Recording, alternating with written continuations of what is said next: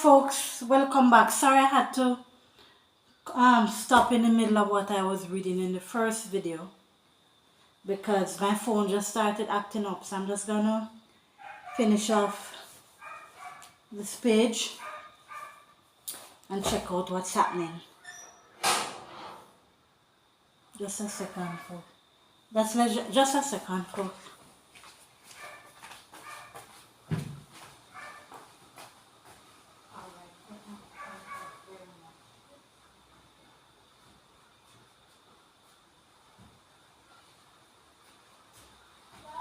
Yes, later, sweetheart. Yes.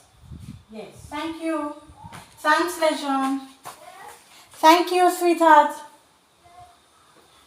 Yes, so my neighbor just sent her little boy with a piece of a plant. So I'm going to put it in some water shortly and then get a flower pot and see if it will catch. I don't know what type of plant it is, but she says it blooms a nice flower. So I'm going to do that shortly. Yes, I had to just stop into the middle of what I was reading early on. So let me just finish off this here on the other page here and then we'll stop there. So we had stopped at where they were saying that the grandmother does look magnificent. Yes, very impressive. Like an Amazon. Too big, a mean Amazon. Yeah, a warrior Amazon. Ready to do battle with the glare of her eyes alone. She doesn't really need any other weapon. That's when we saw him, our unknown grandfather. It stole my breath away to look down and see a man so very much like our father. If he had lived long enough to become old and feeble. He sat in a shiny wheelchair dressed in a tuxedo, and his formal shirt was white with black trim. His thinning blonde hair was almost white and it shone silver under the lights. His skin was unlined, at least viewed from our far and high and hidden place. Appalled as well as fascinated, neither Chris nor I could move our eyes anywhere else once we spied him. He was fragile looking, but still unnaturally handsome for a man of his great age of 67, and a man who was near dead. Suddenly, frighteningly, he raised his head and he gazed upwards. Oh my goodness, folks! Oh my word, listen there. Suddenly, frighteningly, he raised his head and he gazed upwards, directly at our hiding place. For one awful, terrifying moment, it seemed he knew we were there, hidden behind the wire screen. A small smile played on his lips. Oh dear God, what did that smile mean? Mercy me, I wonder if he knows that the children them really exist. Anyway, let's read on. Still, he didn't look nearly as heartless as the grandmother. Could he truly be the cruel and arbitrary tyrant we presumed him to be? From the gentle, kindly smiles he bestowed on all those who came up to greet him and shake his hand and pat his shoulder, he seemed benign enough. Just an old man in a wheelchair who really didn't look very sick. Yet he was the one who had ordered our mother to be stripped and whipped from her neck down to her heels. And he watched. So how could we ever forgive him for that?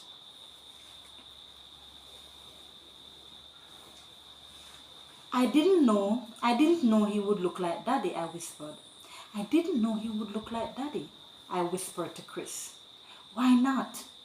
Daddy was his much younger half-brother. Grandfather was a grown man before our father was born and married too, with 2 sons of his own, before he had a half-brother. That was Malcolm Neil Foxworth down there, the one who had kicked out his younger stepmother and his little son, and her little son. Poor Mummy, how could we blame her for falling in love with a half-uncle when he was young? and as handsome and charming as our father had been. With such parents as she described, she did have to have someone to love, and she did need to be loved in return. She did. He did. Love, it came unbidden. You couldn't help whom you fell in love with. Cupid's arrows were ill-aimed. Such ran the whispered comments between Chris and me. Then we were suddenly hushed by the footfalls and voices of two people approaching our hiding place. Corinne, so this is what they were saying, Corinne hasn't changed at all, said a man, unseen by us, only to grow more beautiful and even more mysterious. She's a very intriguing woman. Ha! That's because you always did have a yen for her, Al, responded his female companion. Too bad she didn't have eyes for you instead of Christopher Foxworth. Now there was a man who was really something else. But I marvel that those two narrow-minded bigots down there would allow themselves to forgive Corinne for marrying her half-uncle. They have to forgive her. When you have only one child left out there, you are forced to take that one back into the fold. Isn't it peculiar how things work out? Asked the woman, her voice thick from too much liquor. 3 children, and only the despised, regretted one is left. Sorry, let's read this again. Isn't it peculiar how things work out? Asked the woman, her voice thick from too much liquor. 3 children, and only the despised, regretted one is left to inherit all of this? The half-drunken man responded, Corinne wasn't always so despised. Remember how the old man adored her?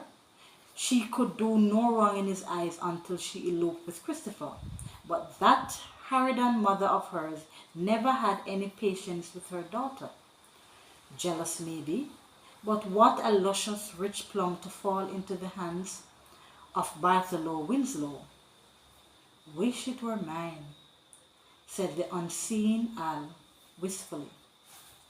I bet you do, sarcastically scoffed the woman, who set something down on our table and sounded like a glass with ice inside. Sorry, I bet you do, sarcastically scoffed the woman, who set something down on our table that sounded like a glass with ice in it. A beautiful young and rich woman is indeed a plum for any man. Much too heady for a slob like you, Albert Dunn. Corinne Foxworth would never look at you. Not now. Not even when you were young. Besides, you're stuck with me. So these are two people talking. So the children are hiding under this hidden space, this table.